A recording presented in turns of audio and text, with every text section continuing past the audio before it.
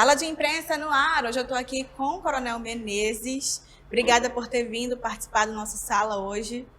Obrigado, Cíntia. É um prazer muito grande estar aqui com você e estamos à sua disposição. Vamos embora. E estou também com o jornalista Jefferson Coronel, segunda vez conosco. 2 coronéis, um de verdade e outro fake. Né? Obrigado, Cíntia. É isso. Bom, já que estamos com a presença aqui do Coronel Menezes, vamos começar falando sobre Bolsonaro. Houve ali uma fala ano passado de que os senhores tinham se afastado e que agora teve uma reunião de perdão. Teve perdão? Precisou ter perdão ou não aconteceu nada disso? Excelente pergunta. Em primeiro lugar, eu tenho uma amizade com o presidente, Cíntia, de mais de 40 anos. Isso é um lado pessoal. E essa amizade, ela nunca foi perdida.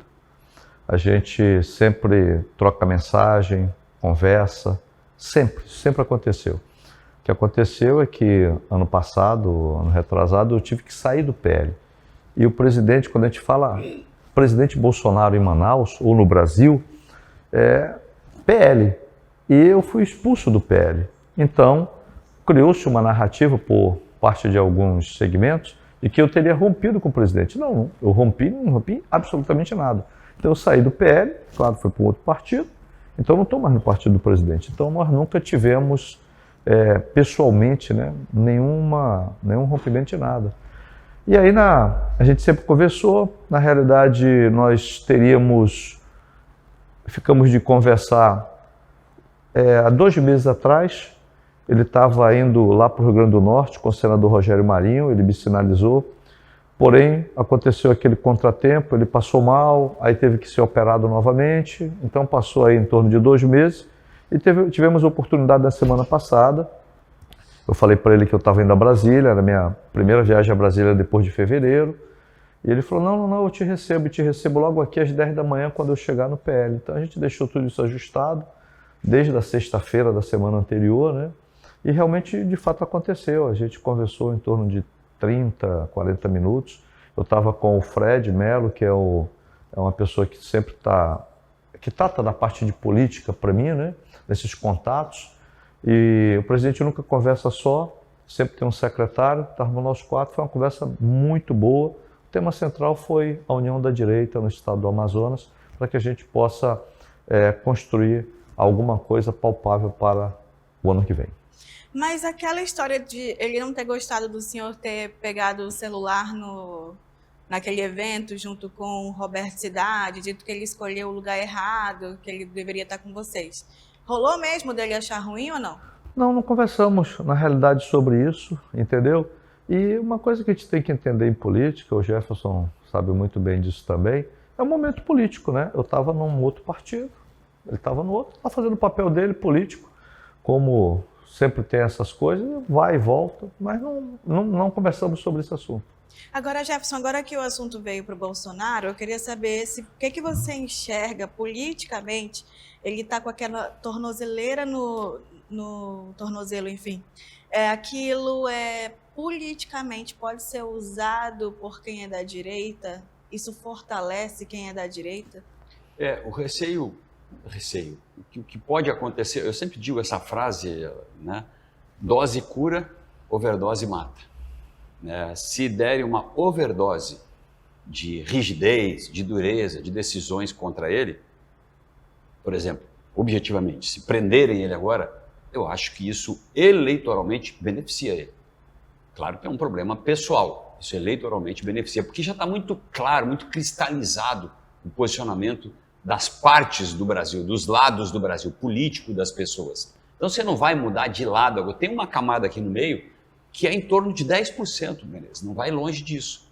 10, 15% que estão ali no meio, que são pessoas que se posicionam, que é esses caras que vão decidir uma eleição em 2026, principalmente a eleição presidencial, entendeu? Lógico, então essa camada, uma parte dela tende a observar uma overdose e mudar de opinião, na minha opinião. O restante não, já está cristalizado.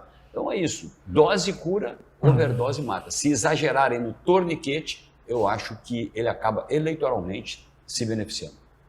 Mas agora a tornozeleira ainda não foi, para o que você entende, que ainda não foi exagero? Já foi um aperto na minha opinião, do ponto de vista jurídico, e aqui eu não tenho nenhuma razão para defender o Bolsonaro ou quem não, quer que seja. Tanto que a gente está falando mas sobre fato. politicamente o que acontece a partir daí. Agora, eu acho que já foi um exagero. Você pega o presidente Lula. O presidente Lula teve preso, condenado em primeira, em segunda instância, STJ, recursos negados pelo STF. O Lula, ninguém cortou as redes sociais dele. A Kirchner, na Argentina, tem redes sociais até hoje. O Lula deu entrevista na cadeia. O Lula foi liberado para ir no enterro da esposa dele, que eu acho que ele fez até palanque político lá, todo mundo comentou isso. Depois o Lula foi liberado para ir no enterro do neto dele. Então o Lula ficou preso com o benefício da lei, que eu defendo e acho correto. Eu não achava, eu me indignei nas redes quando tentaram, o Moro tentou barrar o Lula de ir no enterro do neto dele. Entendeu? Então foi injusto, o que aplicaram para o Lula foi correto. Não estou dizendo que o Lula tinha que ter passado pelo que o Bolsonaro está passando. O que eu acho é que o tratamento é diferente agora e isso tem reflexos políticos. Chega uma hora que as coisas explodem, as pessoas não toleram mais essas coisas, começam a perceber que há uma tendência a uma perseguição política, assim. Coronel, eu vou refazer a pergunta de coronel para o coronel, né? Claro. Politicamente, a tornozeleira no pé do Bolsonaro ali, ela pode ser aproveitada pela direita? E se ele for preso, isso é bom politicamente ou ruim? Bem, em primeiro lugar, o presidente, só lembrando, isso é um processo de morte lenta, né? Então, o presidente falou com relação a essa tornozeleira que era uma suprema humilhação.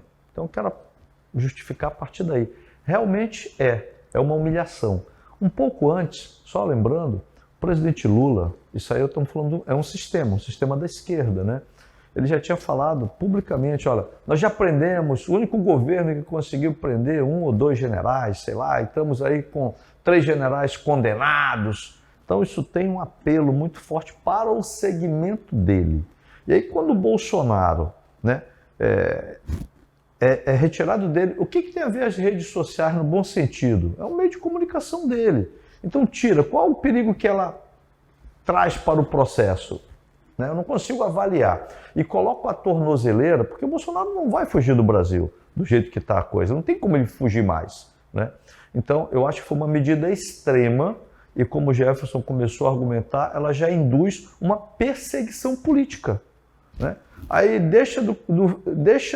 tira o direito do camarada falar com o filho, achando que o fato dele falar com o filho vai impedir que o filho faça todo esse estrago que está fazendo. Não vai, porque o filho lá já tem os objetivos dele. O que o Eduardo está fazendo são as convicções dele, não necessariamente do Bolsonaro, no meu ponto de vista, conhecendo o Eduardo e conhecendo o Bolsonaro. O que o Eduardo está fazendo não é o presidente que está, entre aspas, mandando. Ele vai fazer para ele ter os objetivos políticos dele, né? E aí, isso é muito ruim, entendeu? Para esse momento que a gente vive. E no meu entendimento, se chegar na prisão, chega no extremo, o que denota exatamente a perseguição política. O processo todo, a gente está acompanhando, está se colocando que até final de setembro, meados de outubro, se não tiver vistas de juízes, chega-se no final. Então, eu não vejo, né, essa maneira tão brusca e que caracteriza tranquilamente para a sociedade que diz, olha, isso é uma perseguição política. E é. E aí, as consequências disso já começaram nesse final de semana, com vários movimentos, principalmente nas capitais, Brasília, Belo Horizonte, né, querendo o quê? A cabeça do Alexandre de Moraes. E por aí já está começando um rastilho. Vamos ter aí alguns maus momentos, né, se principalmente o governo dobrar essa aposta. Trazendo esse assunto bem para o Amazonas, Jefferson, você entende que o PL aqui está unido àquela foto em que aparece a maioria deles junto com a pré-candidata Maria do Carmo Cefaí, Alfredo Nascimento e todo mundo, te convenceu? Isso, eu vou falar para você do PL, mas vou pegar até o PT para falar, vou usar o PT como exemplo. Se não se unirem numa hora dessas, entendeu? Não conseguem ir a lugar nenhum, vão se dividir, vão perder tudo. Eu disse isso para o Zé Ricardo, por que eu estou falando do PT? Porque o PL é o PT nesse campo, né? Cheio de confusão dentro, não consegue se acertar, e aí você viu o que acontece, né? o PT paga um preço, o PT não tem mais parlamentares praticamente na Amazônia, o PT tem pouquíssimos vereadores no Amazonas, tem 2 prefeitos aí no interior, que é um lugar onde o Lula ganha todas as eleições, entendeu? E o PL vai no mesmo sentido. Agora, eu acho que eventos como esse, que estão chegando a um extremo, com a interferência do Trump, etc., eles acabam unindo os lados. Como vai acabar, só Deus sabe. Então, era para unir, né? Se eles tiverem juízo, eles se unem. É a mesma coisa que eu disse para o Zé Ricardo. Se vocês tiverem juízo, vocês se unem. E na hora acaba acontecendo. Isso é que nem, sabe, você torce contra o Flamengo, mas quando chama o centroavante do Flamengo para a seleção, tu torce para o cara fazer o gol na seleção, né? Então, a causa une eles, entendeu? E se não se unirem, a direita não vai a lugar nenhum aqui. Entendeu? Não vai a lugar nenhum aqui. Embora Manaus tenha uma preponderância mais bolsonarista, mais de direita até, eu diria, né? E no interior, evidentemente, o Lula é o rei da cocada preta. Lá no interior ninguém bate nele, exceto essa coisa dele não eleger parlamentares. Nós temos um vereador e um deputado do PT, no Amazonas, o partido do presidente. No Amazonas, um deputado do PT, que é o partido do Lula, que ganha toda a eleição aqui. Você imaginou isso? E são sempre os mesmos e não tem novas lideranças. Não tem novas, isso é verdade. Ele disse que se une se tiver juízo. O povo está com juízo, Menezes? Tu acha? Não, o povo tá. Quem não tá são os políticos. Esse povo. Esse Né? em específico. Não, eu vejo assim, Cíntia, muito natural, né, no momento que a gente está hoje. Todas essas picuinhas, o Jefferson foi muito incisivo, todas essas picuinhas, né, eu não gosto de você, não sei o que tu disse isso, tu não disse aquilo, quando passa a eleição, aí muda. Então, todas essas picuinhas, nesse momento, eu vou falar para a direita, né? Eu não estou preocupado com a esquerda, estou preocupado com a direita. E foi isso que eu conversei com o presidente. Né? Cada eleição é uma eleição, se a gente olhar para o retrovisor, a gente não chega onde a gente quer. O ano de 2026 vai ser um ano muito difícil para o Brasil e para o Amazonas. Né? Então, se a gente não deixar do lado da direita essas picuinhas de lado, que tu disse que não me disse, não sei o quê, não sei o quê, e não avançar e não se unir para chegar a algum lugar, a gente vai se perder. A gente vai para um intervalo agora e volta para falar sobre BR-319 e Marina Silva. Até daqui a pouco.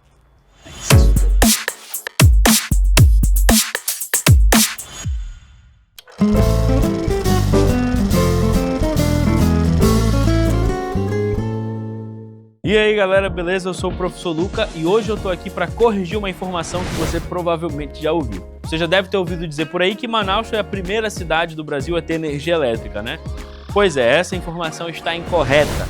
Manaus não foi a primeira cidade do Brasil a ter energia elétrica. A primeira foi Campo dos Goytacazes, no Rio de Janeiro. Essa informação ela surge para tentar aumentar, para engrandecer ainda mais a história da cidade, que já é riquíssima. Mas Manaus, no século XIX, durante os processos de urbanização, tinha sua energia pública ou a banha de tartaruga ou a querosene. Então, nesse ímpeto pela modernidade, pela urbanização, nasce essa ideia da energia elétrica. Então, a primeira linha elétrica em Manaus ela chega aqui em 1895, apenas para os prédios públicos. Posteriormente, que a rede elétrica foi ofertada para a população.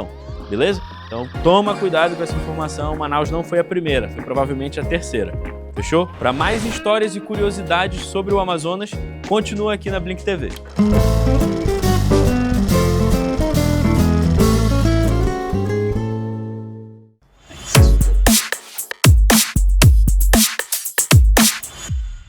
Estamos de volta com Sala de Imprensa, hoje com o Coronel Menezes e Jefferson Coronel, acompanhado aqui dos coronéis. Marina Silva mandou aí que agora vai, né? Ela com o Renan disseram que, eu deixo sair a BR desde que tenha um estudo científico bem feito. E aí, Menezes, você acha que agora vai mesmo? Olha, eu torço que vá, mas eu acho que não vai. Né? Mas eu torço. Por quê? Quando a gente quer resolver um problema, a gente coloca ação e resolve. Quando a gente não quer, a gente cria um seminário, cria esses negócios, começa a colocar essas medidas, não, que tenha isso, que tenha aquilo. A gente precisa lembrar, de uma maneira geral, que a BR-319 ela está aberta. Ela não é uma estrada que você vai abrir, ela já está aberta. É o tal do trecho do meio que a gente sempre fala. Os 400 quilômetros. Só para explicar para quem está vendo. Para você que está nos escutando, o trecho do meio, porque, digamos assim, A BR tem um todo daqui até o Humaitá 800 quilômetros. Os 200 de Manaus até em direção a Porto Velho, tá ok. E de Porto Velho até de Humaitá, de Porto Velho, vamos colocar assim, Quase, até sim. Vindo para Manaus os 200, está ok também. A grande dificuldade é o trecho do meio dos 400, muitos rios. Eu já percorri essa BR várias vezes, quando eu era militar, agora depois que eu saí fui para a reserva. Então, são pontes, então precisa realmente muitos recursos, mas ela pode usar recurso internacional, pode ser privatizado. Mas eu não entendo desse segmento que a Marina defende, impedir a construção o recapeamento dela, vamos dizer assim, porque é o recapeamento, que a estrada está aberta, ela está todo mundo transitando, né, com dificuldade, mas está. Sobre esse negócio de não vão prejudicar o passarinho tal, o animal tal, não vão cuidar bem, isso tudo é futuro. O que a gente tem que viver é o presente da condição dos amazonenses e roraimenses terem o seu direito de ir e vir preservado, o que está na Constituição. E depois que isso for construído, for recapeado, esse trânsito estiver livre, o que a gente tem que entender é que a própria sociedade vai criar os mecanismos dela de proteção. O que não podemos é impedir que esse trabalho seja feito sobre uma pretensa preocupação de que não vão cuidar bem do meio ambiente, que não vão cuidar bem da população em geral, que vai ficar no entorno, que vai ter um ecúmeno, etc. Isso não é a justificativa. Agora, Jefferson, você viu que a cunhã-poranga do Garantido, a Isabelle Nogueira, ex-BBB, ela foi falar da PL da devastação, falar para o Lula vetar. E aí, nos comentários, todo mundo lembrou da BR-319, porque o tal do PL da devastação, se o Lula veta, atrapalha ali a BR. Você acha que teremos cunhã na urna ano que vem? Eu não duvido, eu acho que ela ganhou. E ela, nesse campo, nesse espectro aí político, ela ganhou um espaço. E eu sou contra o que ela disse, mas defendo intransigentemente o direito dela dizer. Então, isso combina com ela. E se ela me parece que ela está se posicionando politicamente. E as pessoas já partem para um ataque que já foge um pouco à questão política, né? O que eu acho é que o PL, que ela chama, as pessoas chamam de devastação, é a única coisa que pode destravar o Brasil. O Brasil ocupa 7,5% de todo o seu território com agricultura, agropecuária. 7,5%. Todos os países que atacam o Brasil e querem que não expanda isso, ocupam 60%, 70%, 80% dos seus territórios. Ou seja, eles já devastaram, estão lá felizes da vida. Agora nós não podemos ir adiante. Se o Brasil dobrasse isso e para dobrar isso não precisa arrancar uma árvore. Já tem áreas degradadas, já tem campos degradados que permitiriam, só que essa onda, né, impede que a gente vá adiante. Então, não acho que a BR-319 sai, acho não, tenho certeza, não sai a 319. Não saiu quando todos sem fé aqui. Não saiu quando o comandante dele lá não disse que ia comer a boina com pimenta ou sem pimenta, a boina está lá e ele não comeu a boina, ele sabe disso, e não saiu. De 82 para cá, vou falar a verdade, fato, a única presidência que fez alguma coisa pela 319, sabe qual foi? A Dilma, quando asfaltou o Humaitá, Porto Velho. Mentira minha. A Dilma asfaltou aquele trecho, 200 quilômetros, Humaitá, Porto Velho. Eu fui lá na inauguração.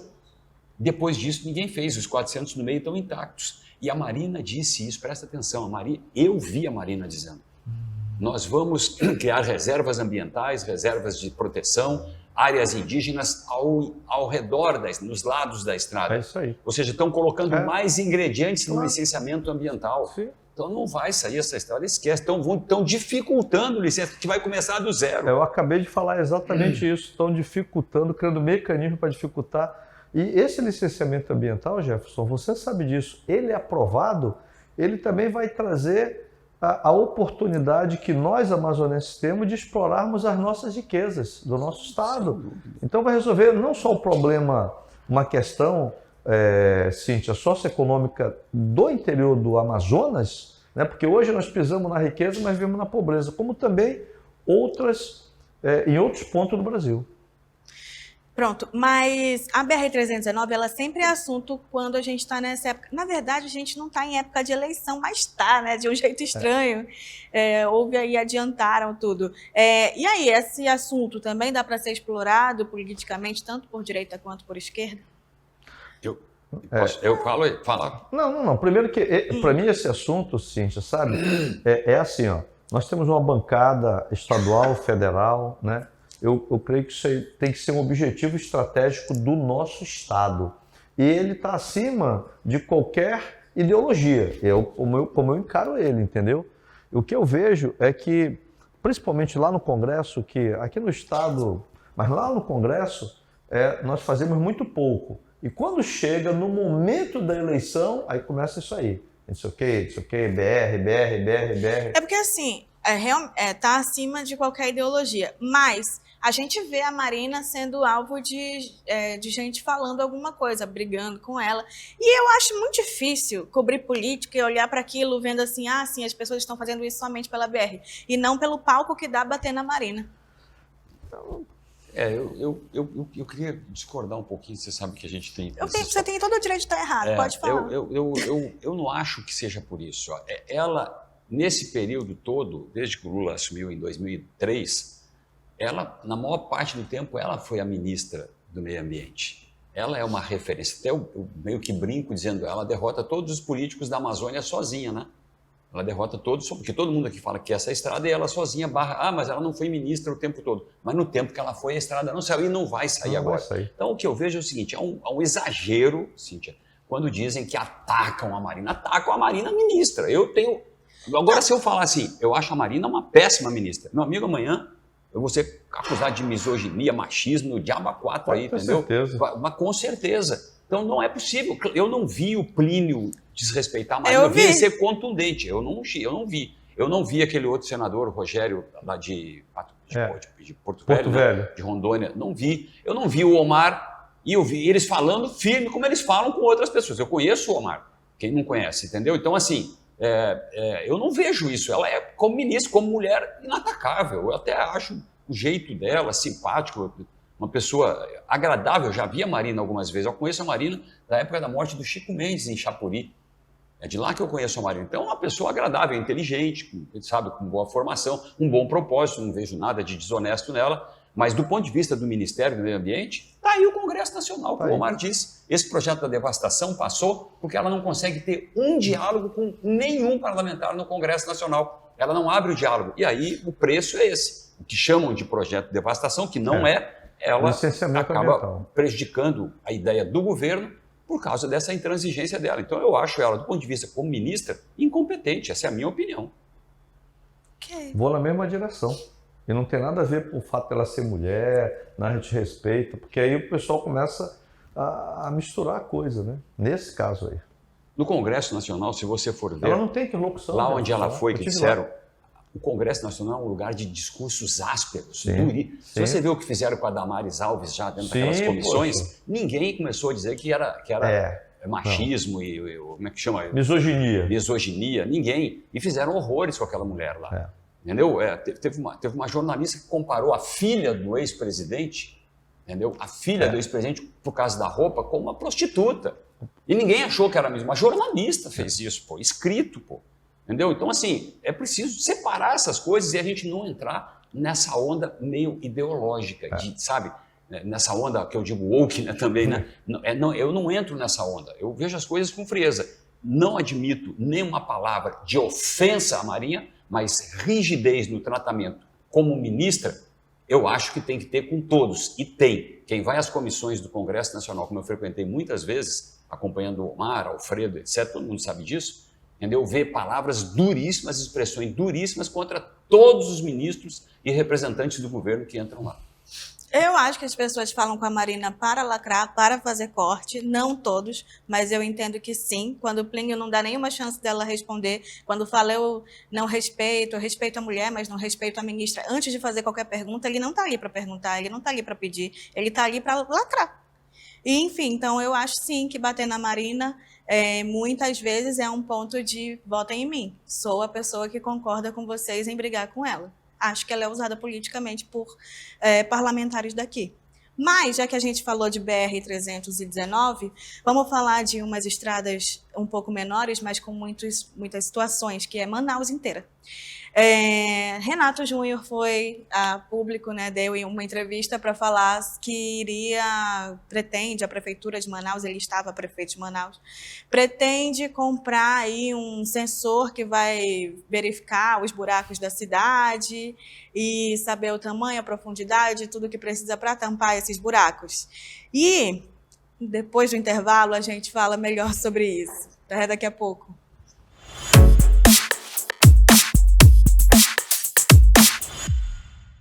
Amizade com ex, prova de maturidade ou caminho para o caos? Tem pessoas que lidam muito bem com isso, tem pessoas que surtam só de imaginar. Nós estamos aqui nas ruas de Manaus para descobrir o que o povo fala a respeito disso. Tenho preconceito com quem volta com ex. Eu corto logo. Tem negócio de relacionamento. Tenho sim, mas é só uma amizade mesmo, não passa nada além disso, entendeu? Sabendo ter os seus conformes, né? Tem sim como ter amizade. Amizade com ex não funciona. Eu não tenho amizade com ex. Pra mim não existe. Acabou o namoro, acabou a amizade. Então não existe nem aquela questão de vamos manter contato só pelas coisas boas que já vivemos? Eu bloqueei no WhatsApp, no Instagram, no TikTok também. Tudo bloqueado. Então é um bloco geral. Sim, bloco geral. Mas por quê? Tem alguma história por trás? Eu acho que não tem pra que a pessoa tá vendo a minha vida ainda, não tem por que eu estar participando da vida dela, então acabou. Se virou ex, virou inimigo. Inimigo não, né? Excluído minha vida, total.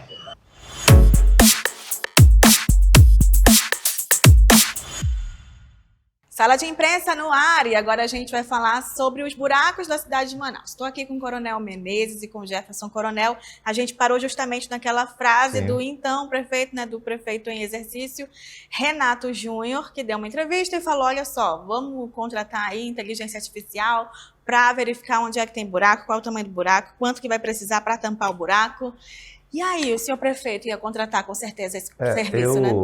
Eu queria fazer um convite para ele, o Jefferson deve dar a opinião dele, mas eu queria fazer um convite, né, para o Renato e dizer o seguinte, que ele podia economizar esse dinheiro e se ele quisesse, eu já sou não sou, com certeza não serei o único, né?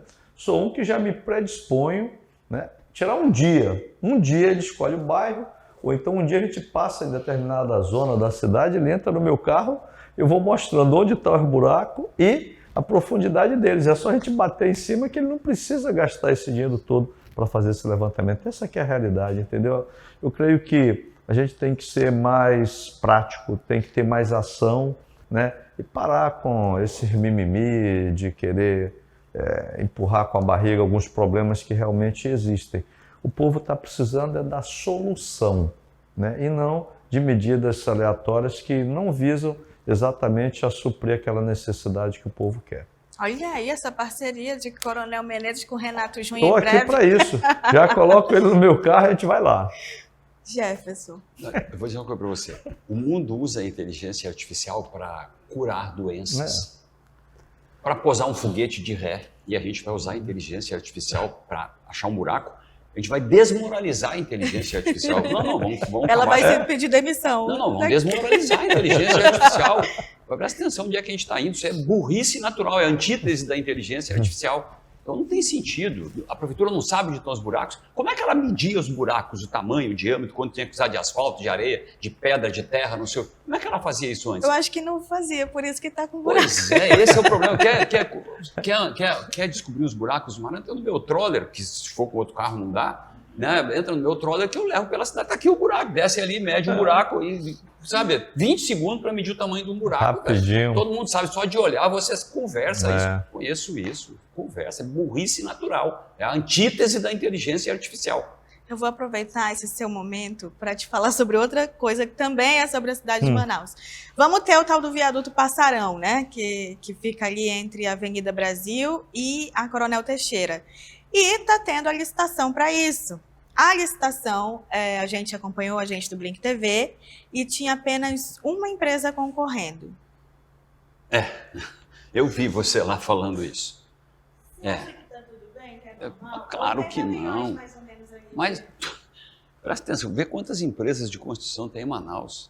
Uma empresa, você está louco, os caras abriram mão de ganhar dinheiro. Tem 300 empresas de construção aqui, de fazer obras aqui, capazes de fazer aquela obra. Só uma entrou na licitação? Tem que ver. Não vou falar, vou ficar calado aqui que é melhor, porque senão meu advogado disse para mim ficar calado aqui. É isso. Mas vai entrar uma obra de 80 É milhões. isso! Se eu soubesse, eu tinha montado uma empresa e ia lá, pô, registrava. Pelo amor de Deus, pô. Onde é que não existe isso? Será que as empresas não querem mais se expor? Não existe isso, não existe isso, esquece. Eu não sei o que tem por trás, mas alguma coisa errada tem onde não está certo. A mesma empresa que a Etanto está concorrendo, ela também foi a que venceu ali a do viaduto Rei Pelé. Só para os senhores saberem que teve isso. E aí vem aí esse viaduto, mais ou menos 80 milhões. Mas no caso, por exemplo, a empresa ela é contratada para executar uma obra que é projetada pela prefeitura. A empresa não projeta a obra, né? Isso tem que deixar claro. A empresa constrói. Ele já tem até animação 3D de como vai ser e tudo mais. Isso já foi exposto pela prefeitura. Eu acho que a prefeitura devia, num caso desses aí, bicho, que era... Desculpa eu falar essa coisa, bicho, né? Não, a gente se irrita com isso. Era cancelar a licitação, porque tem alguma coisa errada. Devia partir da prefeitura. Vamos analisar isso aqui que não pode. O que houve com vocês que fizeram lá não sei o quê? Vocês desistiram? Vocês desistiram. Mas quem pode? Quem é que acredita num negócio desse? Isso é um sinal muito claro de que alguma coisa não certa está acontecendo onde há um grande erro. Não é possível que uma obra de 80 milhões... não atraia investidor. Uma empresa, e a licitação não é local, ela é nacional, porque tu não pode restringir. Mas ela era presencial. Mas tudo bem, qualquer empresa, não tem nenhuma empresa no Brasil querendo fazer uma obra de 80 milhões em Rio Branco, em Roraima, em Rondônia, no Pará, no Amapá, aqui pertinho, Maranhão, Mato Grosso. Tem nenhuma empresa, uma obra de 80 milhões? Conversa. É isso aí. Queria falar, aproveitando sua presença aqui, como é que tá? O senhor tem alguma conversa com o PL? Existe a possibilidade do senhor voltar a falar com esse grupo? Olha, Aí ele vai pagar um preço, porque agora eu vou dizer o que eu não disse aquela hora. Entendeu? Ele já ajudou a desagregar esse grupo aí, com esse estilo dele, com esse jeito dele. Agora não, agora ele está low profile, né? Agora ele está Lulinha, Paz e Amor, né? É um amigo dele, é um amigo dele que desagrega, mas... O senhor vai se juntar ao PSD de Omar Aziz, já que estão até quebrando. Aí, agora você pegou no calo dele. Vamos começar por essa, isso nem passou. Agora você apertou a ferida, Foi pro extremo, né? Agora você apertou a ferida dele. Nunca passou pela minha cabeça, eu também tenho certeza que nunca passou pela cabeça do lado de lá, porque nós temos um lado, né? Essa aqui é a realidade. Então isso aí está fora de cogitação. Mas a tua pergunta foi boa, porque eu fui dar uma entrevista pro Jefferson, né? Nesse sentido, e eu falei assim, ó. Esse momento que a gente fala é de agosto até dezembro, janeiro, fevereiro, quiçá, está todo mundo conversando com todo mundo. Mas aí eu fui falar exatamente isso, olha, eu estou conversando com alguns partidos que me chamam para conversar e tal, aí alguns idiotas, né, falaram, esse cara está aberto para conversar com a esquerda, porque o ministro... Então, deixa eu falar para você, ó, eu tenho um lado, eu sou de direita, entendeu? E acabou-se, então não adianta... fake news e essa babacada aí de grupos que ficam nessa idiotice política. Agora, eu estou à disposição do PL. Repito, o tema central da minha conversa com o presidente foi exatamente esse, entendeu? Ver o que o presidente tinha, como ele pensava. Eu falei, presidente, a gente tem que se unir exatamente lá no Estado. Então, eu estou à disposição de conversar. Então, eu já falei isso lá com o Jefferson, estou falando aqui, e eu estou também conversando com o PL, nessa conversa que a gente está à disposição no PL, com alguns partidos também de direita, que tem, né? O PL, a direita não está só no PL, a gente tem que colocar isso aí, ó. O Tarcísio é um camarada, eu estive agora conversando com o presidente nacional do Republicanos, né? Por um convite dele, ele me ligou, então, por educação, eu fui lá e conversei, foi uma conversa muito boa, né?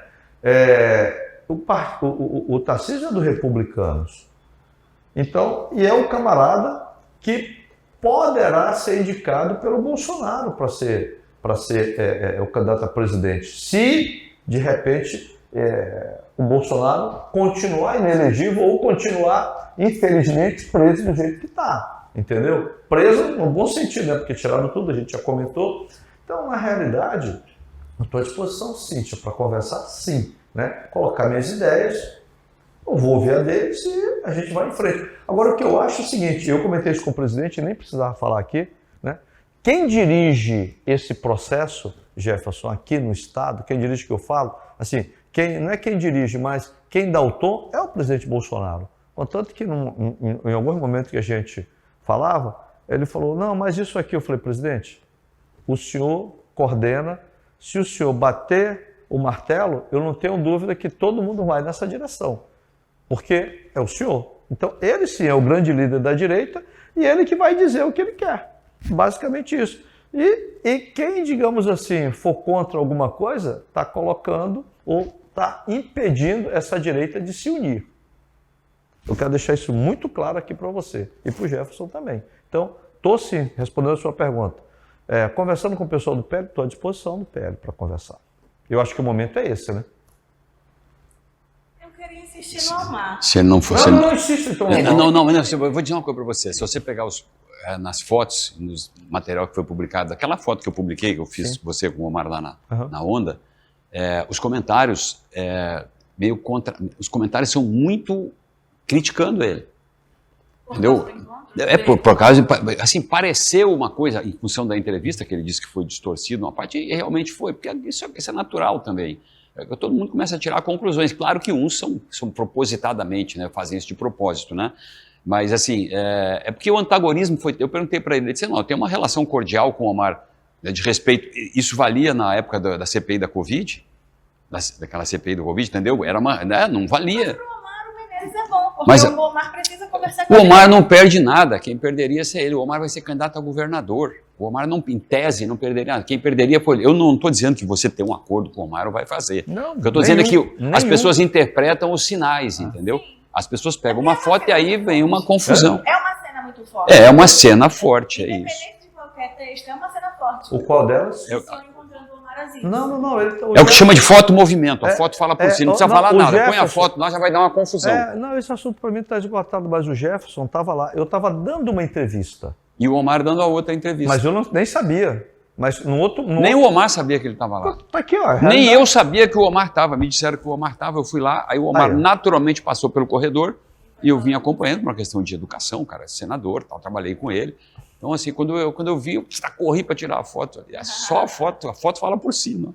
Aí é que eu digo, né? Por exemplo, o Jefferson não sabia que o Omar estava lá. Eu estava dando uma entrevista. Como estou dando para você aqui, aí tem um vídeo aqui, passa ali. E eu estava de costa ainda. E aquela mensagem que você mandou, traz ele aqui, era o Omar? Você é um sacana. Aí o que aconteceu? O que aconteceu é exatamente isso. Ele passou, o Jefferson estava com ele. Ele viu que eu estava dando entrevista e voltou. Não foi isso, Jefferson? Voltou. Então, o que você... ele ainda passou da porta. Ele passou. E ele abriu a porta. Não. Não, ele não, que eu digo... Não, você teria aberto. Eu digo, o Omar abriu a porta. Eu digo, não é você. O Omar... Não, mas você poderia ter aberto também a porta. Mas olha bem, onde é que está esse radicalismo? Eu acho que o Menezes ficou muito feliz de ver o Omar ali. Tava de costa, entendeu? E o Omar passou. Ele me viu, ele voltou. E ele abriu a porta. E o que você espera que a gente faça? Veja bem, se fosse na CPI do Covid... se eu naquele momento não deixava aquela porta tivesse cruzado o braço, ficado... O cara é senador da República. E ficasse calado, eu não ia dizer que eu era grosso, que eu não sei o quê, que eu brigo com todo mundo. Então, ele abriu a porta, ele entrou, e o primeiro cara que estava era eu. Então, eu gentilmente me levantei e o cumprimentei, foi só isso. Só isso. Mas não pode existir uma conversa entre o senhor e o Omar, política? Qual o problema? A gente pode ver você no palanque de Omar Aziz, por exemplo? Olha, não sei, entendeu? Eu acho, por exemplo... A gente pode ver o senhor no palanque de Maria do Carmo? Não, presta atenção, olha bem, a gente pode... Olha a pergunta que você está fazendo. Você tem que fazer essa pergunta para primeiro, não é para mim, no bom sentido. Eu sou um cara de direito, já te falei, eu tenho um lado. Então... Pergunta do PL. PL, você vai se unir com o Omar para governo, exemplo? Ou vão fazer alguma coligação? Não sei. Você está me entendendo? Então, tudo vai depender aí para frente como vai ficar. Entendeu? Então, Agora, eu acho meio difícil de ter exatamente de subir nesse palanque, tá? O palanque do Omar, nesse sentido. Mas hoje, você está me entendendo, é difícil. Por quê? Porque não há. Agora que não sabe, de repente eu vou para um partido e o que eu tenho colocado, né, nessas conversas que tenho com os partidos, é a minha independência. Porque eu não sei para onde vai, entendeu? Olha, eu quero ser independente. Eu quero escolher quem eu vou apoiar, seja para o Senado, seja para o governo. Você está me entendendo? O senhor vem para deputado federal? Eu hoje, as pesquisas, né, que eu tenho e tal, me indicam para isso daí, esse é o caminho que eu estou construindo. Entendi. Para a gente encerrar, vamos fazer nosso top e flop. Você já tem em mente o que vamos falar? Eu tenho. O que é isso? Você falou. sabe se de uma negativa e uma positiva. Então vamos. Já que Top. você tem top. A vinda da Marina a Manaus. Top. Flop. A postura dela contra 319. Eu achei que você ia repetir a vinda da Maria. Não. Ok. Top. Vai dar tempo do seu pensar. Não, estou tranquilo. Top é a gente ter ido acompanhar de perto a tal licitação do viaduto. E flop é a fala do Renato sobre o uso da inteligência artificial para os buracos, porque parece que está chamando todo mundo de inocente para ser educado. Olha, top para mim foi semana passada, né? Pessoal isso também, né? Eu tive a nossa ida para Brasília, onde a gente começa a reconstruir tudo começa em Brasília. Foi muito boa a conversa que eu tive lá, tanto com o presidente quanto com o Marcos Pereira, republicanos, e as outras lideranças que nós encontramos. E para mim o flop é exatamente essa humilhação que o presidente recebeu, né, de ter sido colocada essa tornozeleira eletrônica e essas medidas restritivas em cima da pessoa dele. É isso. Sala de imprensa hoje com Coronel Menezes e Jefferson Coronel fica por aqui. Eu espero você amanhã às 19 horas.